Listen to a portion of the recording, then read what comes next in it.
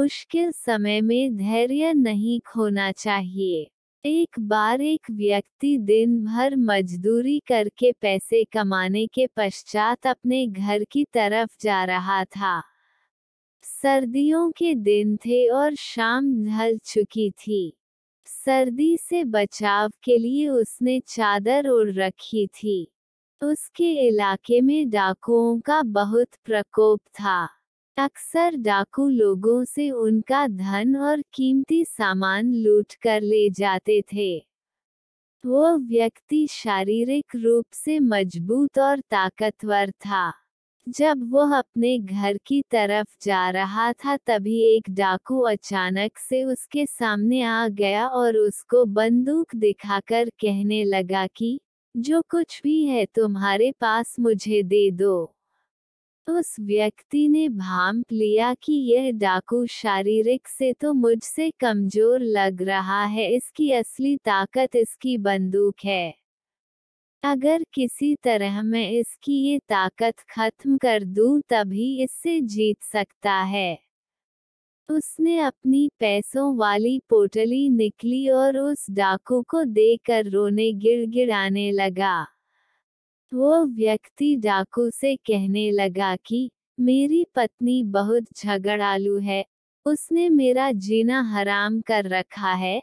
अगर मैं आज बिना पैसों के घर गया तो वह फिर से मुझे से झगड़ा करेगी कि मैंने जुए में पैसे हारा दिए होंगे या फिर किसी वेश्या को दे दिए होंगे। आप ऐसा करो कि मेरी टोपी में एक गोली मार दो ताकि मैं बता सकूं कि मेरे पैसे डाकू लूट कर ले गए हैं।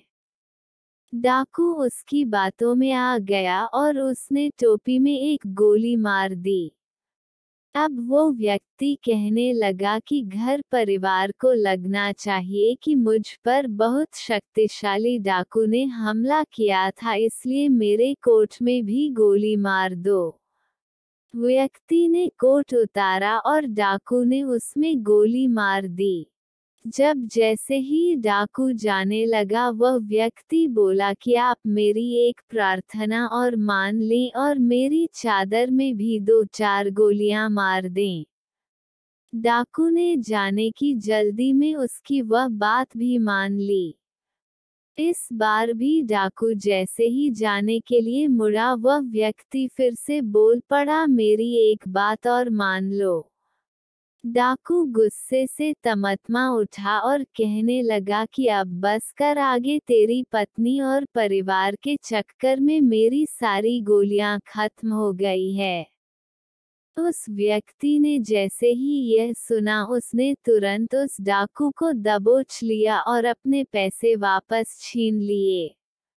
इस प्रकार उस व्यक्ति ने कठिन समय में धैर्य और संयम बनाए रखा और अपनी सूझबूझ से उस डाकू से अपने पैसे वापस हासिल कर लिए।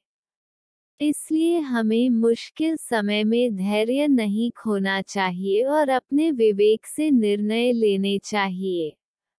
जैसे इस व्यक्ति ने जब तक डाकू के हाथ में बंदूक थी तब तक अपने आप को लाचार दिखाता रहा और जैसे ही गोलियां खत्म हुई तभी उसने अपने शारीरिक बल का प्रयोग किया। मोरल, मुश्किल समय में आपने विवेक से काम लेना चाहिए और थोड़ा स्मार्ट तरीके से सोचना चाहिए।